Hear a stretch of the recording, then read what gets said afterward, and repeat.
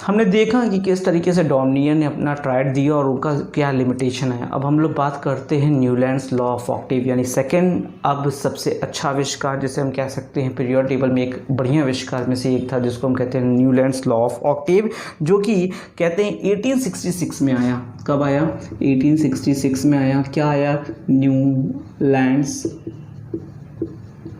Law of Octave. तो पहले तो ये समझते हैं कि ऑक्टेव क्या होता है। ऑक्टेव मीन्स होता है 8, ठीक है। और इसके बाद हम इसको जानने से पहले समझ लेते हैं पेरियोडिसिटी, जो कि इनके पीरियोडिक टेबल में पाई गई थी।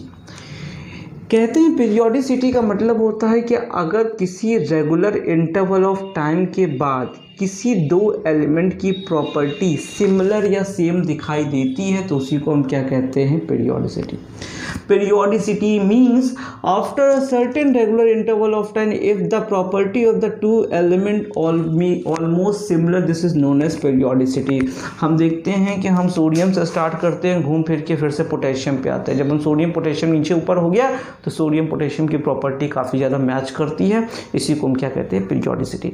इनके पीरियोडिक टेबल में यही खासियत थी कि इसमें क्या पाया जाता था? पीरियोडिसिटी। और इन्होंने उसी के बेसिस पे ये समझाया कि एवरी 8th एलिमेंट, यानी first element, second element, third element, fourth element, fifth element, sixth element, 7th and 8th element will resemblance to the property of the first element, यानी फर्स्ट एलिमेंट की property 8वें element की property के similar होगी अगर हम element को किसके बेसिस पे रख दे रहे हैं? एटॉमिक मास के बेसिस पे रख दे रहे हैं। यानी if the elements are arrange on the basis of the atomic mass, if the elements are arrange on the basis of the atomic mass, the property of the first element and the 8th will be always similar. Same नहीं कहेंगे हम, क्या कहेंगे? Similar, लगभग एक जैसी होगी। इसी को हम पीरियोडिसिटी कहेंगे, इसी को न्यूलैंड्स लॉ ऑफ ऑक्टेव कहेंगे। ऑक्टेव क्यों कह रहे हैं? क्योंकि हर 8वां एलिमेंट ऐसा कर रहा है। लॉ क्यों है? क्योंकि ये यूनिवर्सल ट्रुथ है कि ऐसा होगा कि पहला और 8वें वाले की प्रॉपर्टी जो होगी वो सिमिलर होगी। ये सोच कहाँ से आई? ये न्यूलैंड ने ऐसा सोचा कहाँ से? इन्होंने जो सरगम के सारे गामा पा धानी सा होता है वहाँ से उठाया। उन्होंने देखा कि सारे गामा पा धानी के बाद फिर से सा आ गया, यानी 7वें के बाद 8वां फिर से सा आ रहा है, यानी सा के नीचे सा आ रहा है। उसी तरीके से इन्होंने कहा कि एलिमेंट जो होगा उसमें भी ऐसे ही कुछ होगा कि पहले वाली की प्रॉपर्टी और 8वें वाले की प्रॉपर्टी क्या होगी? सिमिलर होगी। तो ये तो न्यूलैंड्स लॉ ऑफ ऑक्टेव में बता दिया गया। लेकिन Newlands of law of Octave भी सक्सेस नहीं हुआ। सक्सेस क्यों नहीं हुआ? ये समझते हैं कि इसके सक्सेस ना होने के कारण क्या सबसे बड़े थे कि after calcium it does not support, यानी कैल्शियम के बाद ऐसा कुछ हो ही नहीं रहा था। मतलब पहले 1 से 20 तक के एलिमेंट हम कह दें कि उनके साथ तो ये चीज़ चलिए मान ले रहे हैं हो रही थी कि पहले के 8वें वाले एलिमेंट की प्रॉपर्टी सेम हो रही थी, लेकिन उसके बाद किसी में ऐसा सिमिलर नहीं दिख रहा था। जब ऐसा सिमिलर ही नहीं दिख रहा था तो ये मान लिया गया कि भाई कहीं ना कहीं इनके वाले पीरियोडिक टेबल में क्या है? कुछ ना कुछ तो गड़बड़ी है। उसके बाद इन्होंने ये सोच लिया कि 56 एलिमेंट, पहले 46 एलिमेंट थे, अब 56 एलिमेंट हो गए। इन्होंने सोच लिया 56 एलिमेंट जो हैं वो फिक्स हैं, अब कोई नया एलिमेंट नहीं मिलेगा। और इन्होंने पीरियोडिक टेबल में किसी भी एलिमेंट के लिए जगह नहीं छोड़ी थी। जब जगह ही नहीं छोड़ोगे भाई साहब तो 56 के बाद अगर एलिमेंट आता है और जो कि पाया गया भाई हम 118 एलिमेंट है, उसके लिए जगह ही नहीं थी। तो पहली प्रॉब्लम क्या थी कि कैल्शियम के बाद इनका सपोर्ट ही नहीं कर रहा था। और दूसरी प्रॉब्लम क्या थी कि 56 एलिमेंट इनके दिमाग में एकदम फिक्स हो गया था कि 56 एलिमेंट है, इसके बाद कोई एलिमेंट नहीं होता। तीसरी और सबसे गलत क्या तरीका था कि इन्होंने कोबाल्ट और निकल को उठा के ब्रोमीन, क्लोरीन, फ्लोरीन इन सब में रख दिया था। फ्लोरीन, क्लोरीन, ब्रोमीन में उठा के रख दिया। तो ये कुछ और है और ये कुछ और है। तो भाई किसी और प्रॉपर्टी वाले मेटल को आप किसी और प्रॉपर्टी वाले मेटल के साथ क्यों रख रहे हो? तो ये इनका तीसरा था। चौथी प्रॉब्लम क्या थी? इन्होंने कोबाल्ट, निकल और आयरन जो कि सिमिलर प्रॉपर्टी के एलिमेंट थे इनको अलग अलग रख दिया। भाई कोबाल्ट, निकल को अलग रख दिया, आयरन को अलग रख दिया। अरे भाई सब एक ही प्रॉपर्टी के हैं तो इनको साथ रखना चाहिए, तो इन्होंने साथ ना रख के क्या कर दिया? अलग रख दिया। तो यहाँ पर भी बवाल हुआ। तो 4 ऐसे इनके मेन गड़बड़ क्या थे कि भाई कैल्शियम के बाद काम नहीं करना। 56 इन्होंने कहा भैया फिक्स है, हम इससे ज़्यादा नहीं मानेंगे। कोबाल्ट निकल को उठा के ब्रोमीन क्लोरीन फ्लोरीन के साथ रख देना, इसकी प्रॉपर्टी कुछ और होती है, इसकी प्रॉपर्टी कुछ और होती है, और जिसकी प्रॉपर्टी सेम थी यानी कोबाल्ट निकल आयरन उनको अलग अलग रख देना। तो इनका भी पीरियोडिक टेबल काफ़ी ज़्यादा लिमिटेशन से गुजरा। ये सब ख़त्म हुआ, एक नया एरा स्टार्ट होता है। एक नए एरा में नंबर 1 साइंटिस्ट मेंडलीव आते हैं जिन्होंने अपना पीरियोडिक टेबल दिया और जिनको कहा गया कि ये एग्जैक्टली वो पीरियोडिक टेबल है जिसकी अभी तक तलाश थी, और इनको मान लिया गया कि ये फादर ऑफ पीरियोडिक टेबल है। तो समझते हैं कि फादर ऑफ पीरियोडिक टेबल ने अपने पीरियोडिक टेबल में क्या क्या खासियत बात रखी थी। बात करते हैं मेंडलीव पीरियोडिक टेबल के बारे में। बहुत ही इंपॉर्टेंट 1907 के तहत ये चीज़ें आई थी। और मेंडलीव पीरियोडिक टेबल में हम लोग क्या नोटिस करेंगे, मैंने कहा कि मेंडलीव पीरियोडिक टेबल जो था वो सबसे बेहतर में से एक था। उसका रीज़न क्या था कि इसमें हर वो चीज़ मिल रही थी जो कि एक पीरियोडिक टेबल में होनी चाहिए थी। इन्होंने क्या कहा था, मेंडलीव पीरियोडिक टेबल की खासियत समझते हैं। पहली बात कि the element should be arrange on the basis of what atomic mass. पहला खासियत कि every element should be arrange on the basis of atomic मास, यानी एलिमेंट को पीरियोडिक टेबल में किस बेसिस पर अरेंज करिए, एटॉमिक मास की बेसिस पर अरेंज करिए। दूसरी बात, इन्होंने हर एक एलिमेंट का ऑक्साइड का फॉर्मूला दिया हुआ था और इन्होंने हर एक एलिमेंट का हाइड्राइड का फॉर्मूला दिया हुआ था। एक एग्जांपल ले लेते हैं, कैसा मतलब ऑक्साइड क्या कहना चाहते हैं। सपोज कर लीजिए कोई एलिमेंट ए है और उसकी वैलेंसी 1 है, तो इसका ऑक्साइड का फॉर्मूला क्या होगा कि ए की वैलेंसी और ऑक्सीजन की वैलेंसी 2, ए की वैलेंसी 1, ये इधर गया ये इधर गया। तो इन्होंने कहा था जितने एलिमेंट इस तरीके के होंगे उसका फॉर्मूला होगा A2O। ठीक उसी तरीके से हाइड्राइड में ले लेते हैं ना कि अगर एक एलिमेंट ए है उसकी वैलेंसी 1 है और हाइड्रोजन की वैलेंसी जो है वो 1 है, तो फॉर्मूला बनेगा AH। तो उन्होंने सारे हाइड्राइड और सारे ऑक्साइड का फॉर्मूला इस चीज़ से बता रखा था। इनके पीरियोडिक टेबल की खासियत ये थी कि 8 वर्टिकल, इनके ऊपर से 8 वर्टिकल्स ग्रुप थे और 6 हॉरिजेंटल इनके पास जो थे वो क्या थे, पीरियड्स थे। 8 वर्टिकल ग्रुप होना और 6 हॉरिजेंटल रोज जो थे वो किसके थे, पीरियड के थे। यानी पीरियोडिक टेबल में इनके कुछ इस तरीके से रोज बने हुए थे 8, और कुछ इस तरीके से क्या बने हुए थे, पीरियड बने थे। इसी के एलिमेंट इनके अंदर क्या रखा गया था, इन्होंने एलिमेंट को रखा था।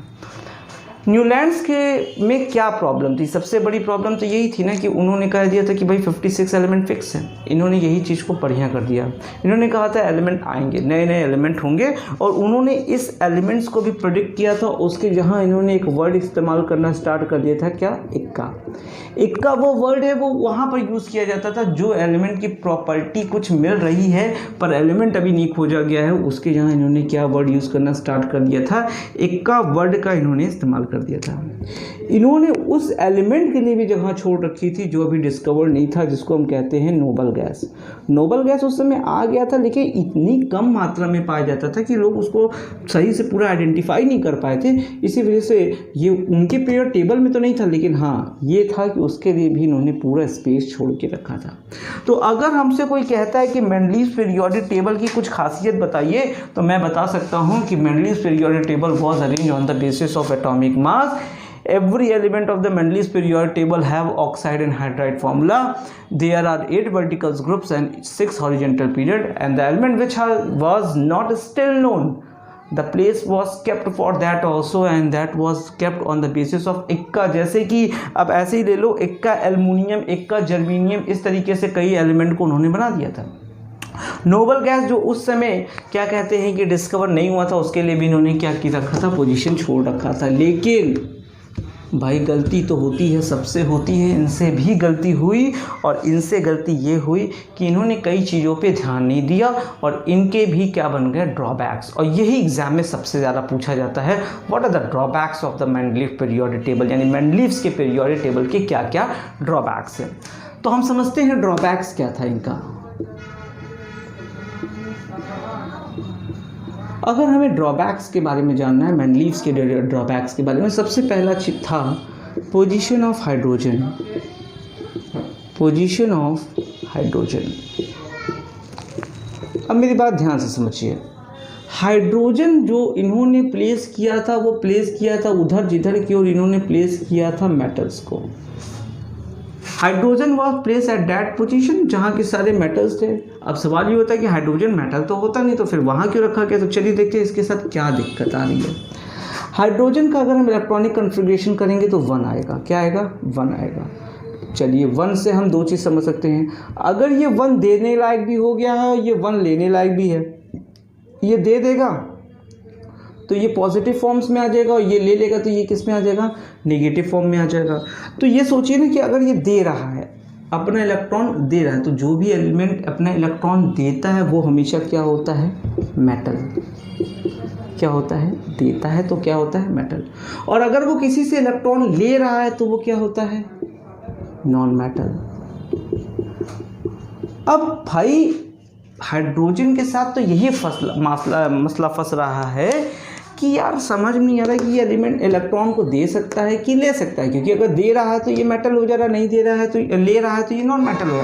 और यही रीज़न था कि पोजीशन ऑफ हाइड्रोजन जो थी वो क्लियर नहीं हो पा रही थी, क्योंकि भाई ये मेटल में रखा जाए कि नॉन मेटल में रखा जाए, ये चीज़ें इसके बारे में समझ में नहीं आ रहा था। ये पहला दिक्कत था। दूसरा ड्रॉबैक था पोजीशन ऑफ आइसोटोप्स का। Position of isotopes. Position of isotopes का मतलब क्या होता है? आइसोटोप्स का मैंने पहले भी पढ़ाया है, 9th में भी बताया होगा। आइसोटोप्स का मतलब होता है, मान लेते हैं कि 2 एलिमेंट है, अगर इन 2 एलिमेंट का एटॉमिक मास डिफरेंट हो जाए और एटॉमिक नंबर सेम हो जाए। एटॉमिक मास क्या हो जाए? डिफरेंट हो जाए, और एटॉमिक नंबर क्या हो जाए? सेम हो जाए, तो इसी को हम कहते हैं आइसोटोप। और इन्होंने कहा था कि element should be arrange on the basis of the atomic मास। तो बेटा कार्बन का भी रखो, 12 भी रखो, कार्बन 13 भी रखो, कार्बन 14 भी रखो, यानी सारे आइसोटोप रखने पड़ेंगे पीरियोडिक टेबल में। पर ऐसा हो नहीं सकता, तो ये भी इनका क्या था? दिक्कत था। Position of hydrogen, position of isotope. तीसरा चलते हैं। तीसरा इनका जो सबसे गड़बड़ था कि all elements are not arrange on the basis of atomic mass. All elements are not arranged. अब भाई ये क्या मतलब है कि सारे एलिमेंट नहीं अरेंज है? जरा इसको समझ लेते हैं। All elements are not arrange अगर हम बात करें कोबाल्ट और निकेल की। किसकी? कोबाल्ट और निकेल की। तो कोबाल्ट और निकेल में एक चीज़ होता है कि कोबाल्ट होता है 58.9 पे और निकेल होता है 58.7 पे। तो भाई किसका कम है? निकेल का कम है ना, तो निकेल को तो पहले रखना चाहिए था, पर किसको पहले रख दिया गया? कोबाल्ट को। तो भाई जब ये इस तरीके की चीज़ें हो गई तो कहीं ना कहीं गलत नहीं हो रहा है कि आप कह रहे हो कि element should be arrange on the basis of atomic मास, और आपके ही पीरियोडिक टेबल में मिल रहा है कि आप कोबाल्ट को पहले रखे हो, निकेल को बाद में रखे हो। तो इसका मतलब ऐसा जिसके एटॉमिक मास ज़्यादा वो पहले, जिसका एटॉमिक मास कम है वो बाद में आ रहा है। तो मेंडलीव्स के पीरियोडिक टेबल में बहुत सारी त्रुटियाँ पाई गई, लेकिन क्योंकि एक आइडिया अच्छा मिल गया था लोगों को ये वर्टिकल कॉलम और रोज वगैरह का, जिसके वजह से एलिमेंट्स को रखना बहुत आसान हो रहा था। नील बोर और हेनरी मोस्ले इन्होंने मिल के जो सब पीरियोडिक टेबल बनाया वो आज भी हम लोग लेकर चल रहे हैं। यानी मॉडर्न पीरियोडिक टेबल जो था वही जो है हमारे लिए इम्पॉर्टेंट है, और उसी में जिस तरीके से एलिमेंट अरेंज है उसी को हम लोग क्या करते हैं? समझते हैं।